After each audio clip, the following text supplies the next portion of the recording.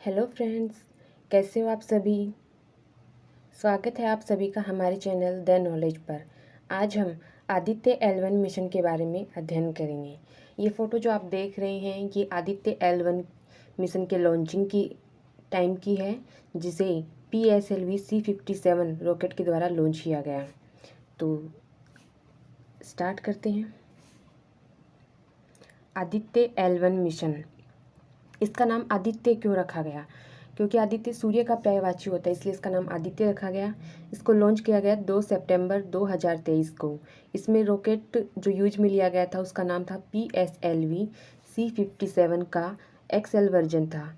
इसे श्रीहरिकोटा के सतीश धवन अंतरिक्ष केंद्र से लॉन्च किया गया, और ये जो मिशन लॉन्च किया गया है वो इसरो के द्वारा लॉन्च किया गया है। इसका बजट था 423 करोड़ रुपए, और ये भारत का पहला सौर मिशन है।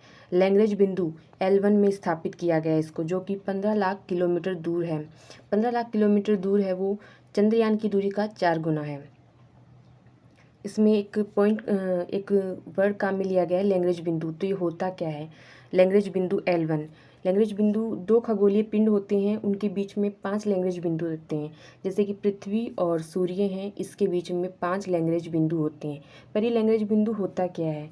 लैग्रेंज बिंदु वो होता है, एक ऐसा स्थान होता है जहाँ पर किसी बिंदु पर लगने वाले सारे बल सारे बल समान हो जाते हैं, उसे लैग्रेंज बिंदु कहते हैं। जैसे गुरुत्वाकर्षण बल, अभिकेंद्रीय बल। लैग्रेंज बिंदु पर ग्रहण का प्रभाव नहीं पड़ता है। इस बिंदु पर उपग्रह को कम ईंधन की आवश्यकता होती है और इसमें ग्रहण का प्रभाव नहीं पड़ता है।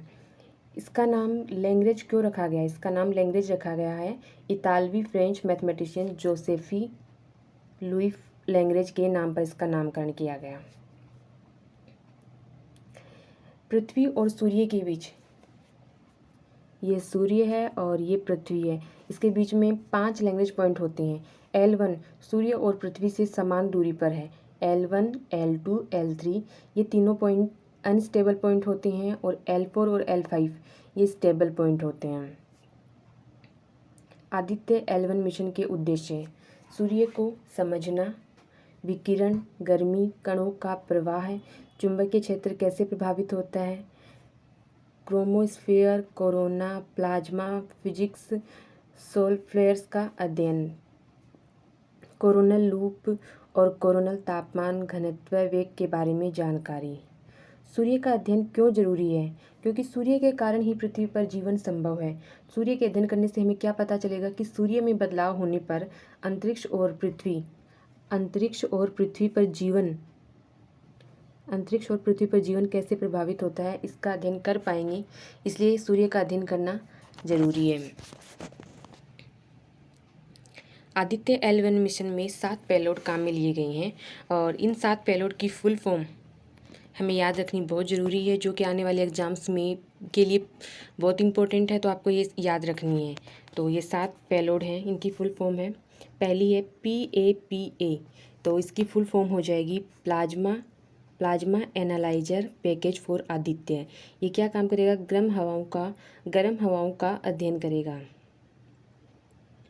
2 नंबर पे है VELC, इसकी फुल फॉर्म हो जाएगी विजिबल लाइन एमिशन कोरोनाग्राफ। ये करेगा सूर्य की हाई डेफिनेशन फ़ोटो लेगा। 3 नंबर पे है SUIT, इसकी फुल फॉर्म हो जाएगी सोलर अल्ट्रावायलेट इमेजिंग टेलीस्कोप। ये क्या करेगा? सूर्य के अल्ट्रावायलेट वेवलेंथ का फ़ोटो लेगा। 4 नंबर पे HEL1OS, high energy L1 orbiting x-ray spectrometer. ये क्या करेगा? हाई एनर्जी एक्सरे की स्टडी करेगा। 5 नंबर पे है ASPEX, ये क्या करेगा? इसकी फुल फॉर्म है Aditya solar wind particle experiment. ये करेगा अल्फ़ा पार्टिकल्स की स्टडी। 6 नंबर पे है MAG, इसकी फुल फॉर्म हो जाएगी advance triaxial high resolution digital magnetometers. 7 number पे है SOLEXS, इसकी फुल फॉर्म हो जाएगी solar low energy X ray spectrometer. तो ये 7 पेलोड हैं, इनकी फुल फॉर्म आपको याद रखनी है, जो कि इम्पोर्टेंट है। आदित्य L1 मिशन के साथ भेजे गए इक्विपमेंट्स, 7 इक्विपमेंट्स हैं, 7 पेलोड हैं जो हमने पढ़े हैं।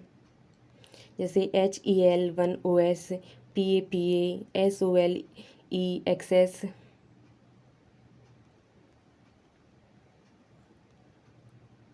मैग्नेटोमीटर, VELC, ASPEX और SUIT।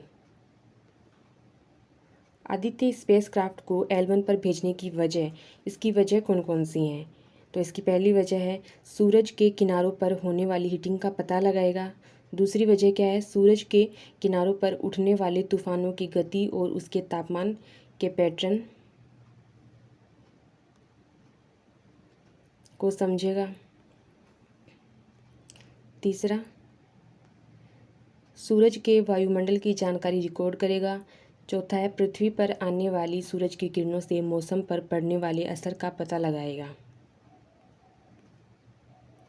आदित्य L1 पृथ्वी की कक्षा से बाहर जाने वाला इसरो का 5वां मिशन बन गया है। तो इससे पहले 4 मिशन और गए हैं जो कि पृथ्वी की कक्षा से बाहर गए हैं, इसरो के द्वारा जो भेजे गए हैं। इसरो जो कि भारत की अंतरिक्ष एजेंसी है, अंतरिक्ष संगठन है।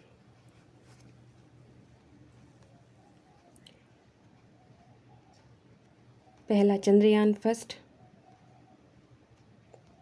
जो कि 22 अक्टूबर 2008 को लॉन्च किया गया।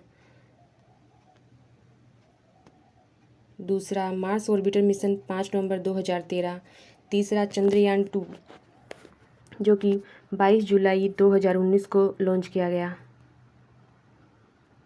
चौथा है चंद्रयान 3, जो कि 14 जुलाई 2023 को लॉन्च किया गया। और 5वां बन गया आदित्य L1, जो 2 सितंबर 2023 को लॉन्च किया गया।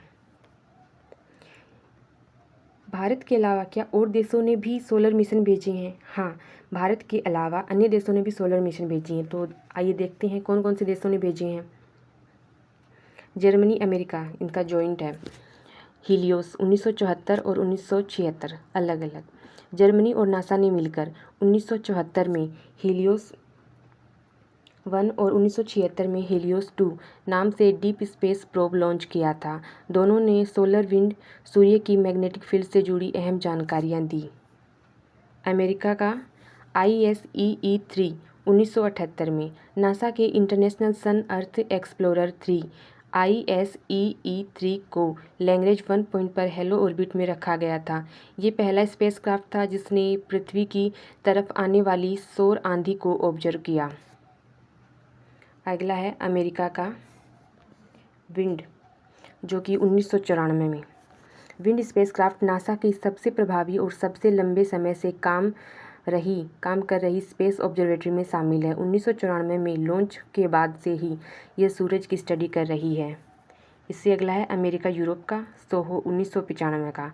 Solar and heliospheric observatory SOHO European space agency और नासा का जॉइंट प्रोग्राम है, जिसने 11 साल लंबी 2 सोलर साइकिल्स की स्टडी की है और करीब 4000 कॉमेट्स की खोज की है। अगला है अमेरिका का स्टीरियो A&B 2006 में। नासा ने 2006 में सोलर टेरेस्ट्रियल रिलेशंस ऑब्जर्वेटरी नाम से एक जैसे 2 स्पेसक्राफ्ट 2 अलग ऑर्बिट में लॉन्च किए। दोनों ने सूरज की सतह की पहली 3D इमेज बनाई और 2012 में ऐसी सौर आंधी को रिकॉर्ड किया जो 150 साल में सबसे भीषण थी। इससे अगला है अमेरिका का पार्कर सोलर प्रोब 2018 में। मिशन का उद्देश्य है सूर्य को छूना। ये सूर्य की सतह की तरफ तेजी से बढ़ रहा है। पार्कर प्रोब 7 बार सूर्य के इतने पास से गुजरेगा जितना कोई और स्पेसक्राफ्ट नहीं गुजरा है। 7 साल के दौरान ये सूर्य के 24 चक्कर लगाएगा।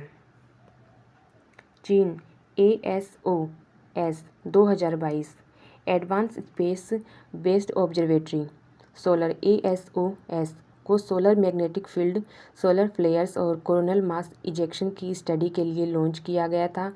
इसे पृथ्वी से 720 किलोमीटर दूर एक ऑर्बिट में रखा गया है। तो ये थे अन्य देशों के मिशन। हमने आदित्य L1 के बारे में जानकारी हासिल की है और अन्य देशों ने जिन्होंने सोलर मिशन भेजी है उसके बारे में जानकारी हासिल की है। आपको ये वीडियो कैसा लगा कमेंट सेक्शन में जाकर ज़रूर बताएं। अगर वीडियो पसंद आए तो इसे लाइक करें और शेयर करें। अगर आपने अभी तक हमारे चैनल को सब्सक्राइब नहीं किया है तो प्लीज़ सब्सक्राइब कर दीजिए। Thank you. Have a nice day.